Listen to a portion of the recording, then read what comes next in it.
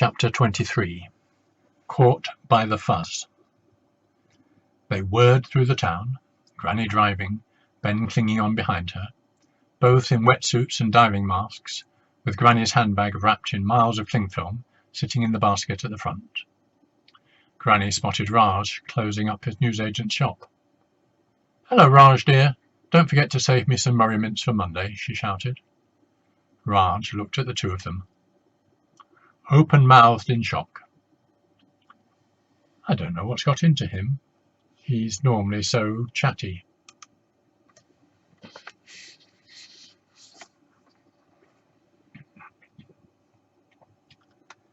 It was a long way to London, especially on a motorised scooter with a top speed of 3 miles per hour, with 2 passengers. After a while, Ben noticed the roads getting wider and wider, 2 lanes, and then 3 lanes. "Bottoms, we're on the motorway," shouted Ben from the back as 10-ton lorries whooshed past, nearly wrenching the scooter off the road with the force of their slipstream. "You know, you really shouldn't swear, young man," said Granny. "Now, I'm going to step on it, so hold on tight." A moment later, a particularly big petrol tanker thundered by, inches from their heads, beeping its horn. "Big, hairy bottoms," said Granny. "Granny," said Ben, shocked. "Oops, that one just slipped out," said Granny. Grown-ups never lead by example. "I'm sorry, Granny, but I'm not sure this thing is built for a motorway," said Ben. Just then an even bigger lorry blustered past. Ben could feel the wheels of the scooter lift off the road for a second as the slipstream dragged it in the lorry's wake. "I'll take the next exit," said Granny, but before she could, flashing blue lights began to spin behind them.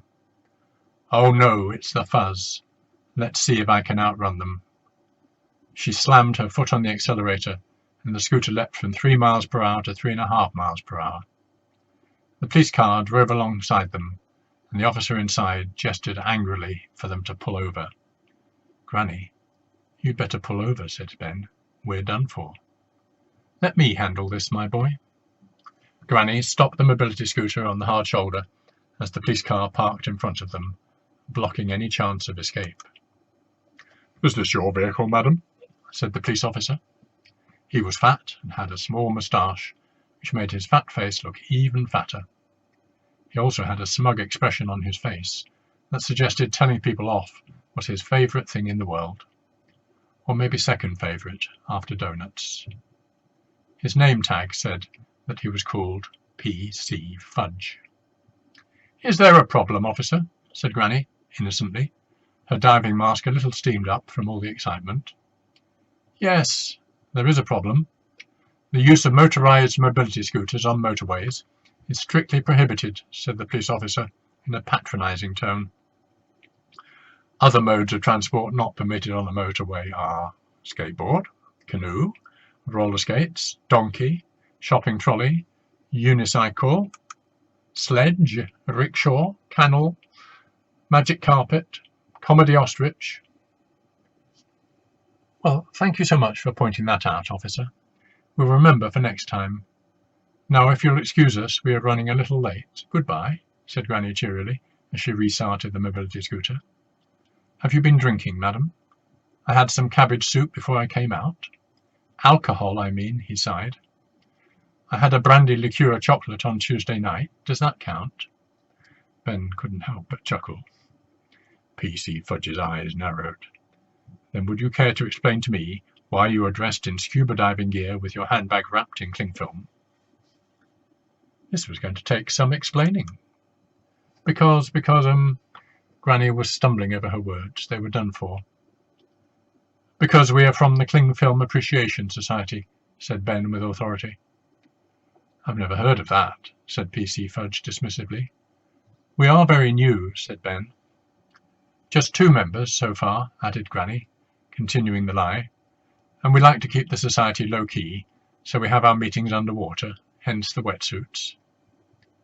The policeman looked utterly baffled. Granny didn't stop talking, apparently in the hope that she might baffle him further. "Now, if you'll excuse us, we are in rather a hurry. We have to get to London for an important meeting with the Bubble Wrap Appreciation Society. We're thinking of merging the two organisations.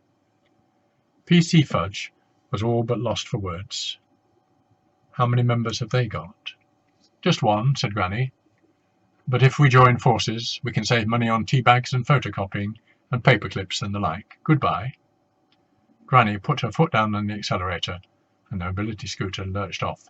Stop right there, said PC Fudge, holding his podgy hand out straight in front of him. Ben froze in terror.